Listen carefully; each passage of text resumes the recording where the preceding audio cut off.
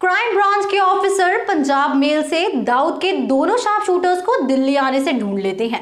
कोई 9:15 बजे पंजाब मेल नई दिल्ली रेलवे स्टेशन पहुंच जाती है। ट्रेन से नीचे उतर वो दोनों लड़के एक दूसरे से अलग हो बाहर की तरफ चलने लगते हैं और क्राइम ब्रांच के ऑफिसर्स बिल्कुल चुपचाप इनके पीछे पीछे। स्टेशन से बाहर निकल के ये दोनों लड़के एक तीसरे आदमी से मिलते हैं और फिर ये तीनों एक ऑटो में बैठकर वहां से चले जाते हैं। ये देखते ही क्राइम ब्रांच की टीम भी फटाफट अलग अलग ऑटो में बैठकर दिल्ली की सड़कों पर इनके पीछे लग जाती है। रात के लगभग 10 बजे थे। जीतू, रामिया और वो तीसरा आदमी ऑटो से नीचे उतर कश्मीरी गेट के एक लॉन्च में प्रवेश करते हैं, जिसके बाद इंस्पेक्टर दिनेश कदम तुरंत एक पीसीओ से राकेश मारिया को कॉल मिलाते हैं। जय हिंद सर, हम लोगों ने उन दोनों को आइडेंटिफाई कर लिया है, लेकिन उनके साथ एक तीसरा आदमी भी है और अब ये तीनों कश्मीरी गेट के एक लॉन्च में है।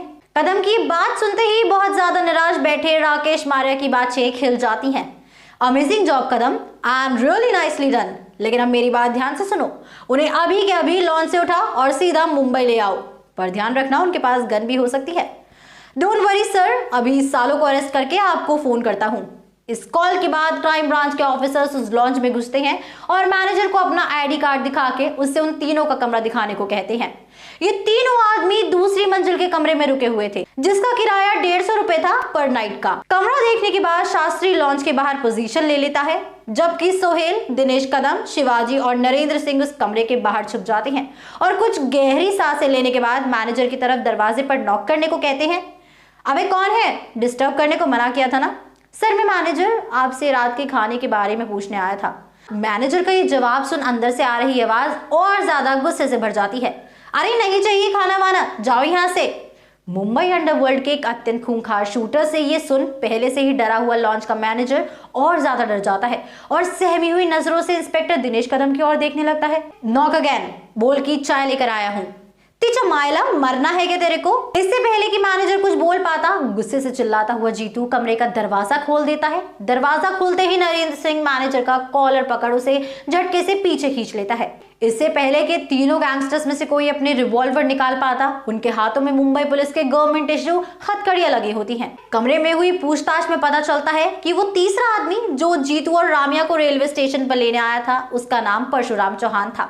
ये भी डी कंपनी का एक शार्प शूटर था और नेपाल के रास्ते दुबई जाने के लिए अभी कुछ दिन पहले ही मुंबई से दिल्ली आया था।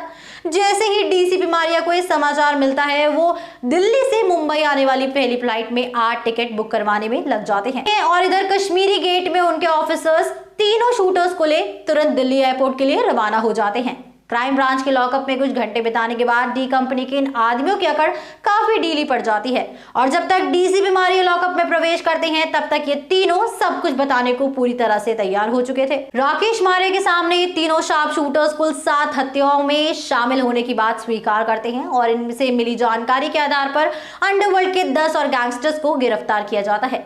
इस गिरफ्तारी के परिणाम स्वरूप मुंबई में होने वाले रोज के गैंग शूटआउट में भारी गिरावट आती है और आम जनता की नजरों में मुंबई पुलिस की इमेज एक बार फिर से सकारात्मक होने लगती है। क्राइम ब्रांच द्वारा किए जाने वाले इस प्रकार के हर मिशन के बाद एक डीब्रीफिंग सेशन हुआ करता था, पर इस बार इस सेशन में मारिया को एक बात पता चलती है, एक बात जो इस परिपक्व आईपीएस ऑफिसर की आंखों को नम कर देती है।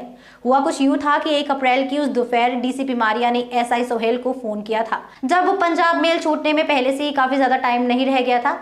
ऊपर से उनके ऑफिसर को ये लगा कि उसके 7 अप्रैल फूल का प्रांक हो रहा है, जिसके चलते वो 2 घंटे लेट भी हो गए थे। अब मारिया गुस्से के मारे बौखलाए हुए थे और इसलिए उस दोपहर को कोई भी ऑफिसर उनसे ये कहने की हिम्मत नहीं कर पा रहा था कि हमारे पास केवल 150 रुपए हैं। तीनों शार्प शूटर्स को गिरफ्तार करने के बाद जब एसआई सोहेल बुध ने डीसीपी मारिया को दिल्ली से आखिरी बार कॉल की थी, तो 5 ऑफिसर्स के पास कुल 20 रुपए रह गए थे। अब इन 20 में से 7 रुपए तो उस एसटीडी कॉल पर ही खर्च हो गए थे और बाकी रुपयों की एक चॉकलेट खरीद भूख से तड़प रहे इन ऑफिसर्स ने उसे मिल बांट कर खा लिया था। इस मिशन से इंस्पायर्ड हो सकती है सूर्यवंशी 2 फिल्म की स्टोरी भी। अब देखते हैं कि इस फिल्म के मेकर्स हमारे लिए क्या कुछ खास और नया लेकर आते हैं। तो इसी के साथ मैं अनुष्का त्यागी लेती हूँ आपसे इजाजत। बने रहिए और देखते रहिए बॉलीग्राज स्टूडियोज को। हमारे आज के राइटर है दिव्यांशु।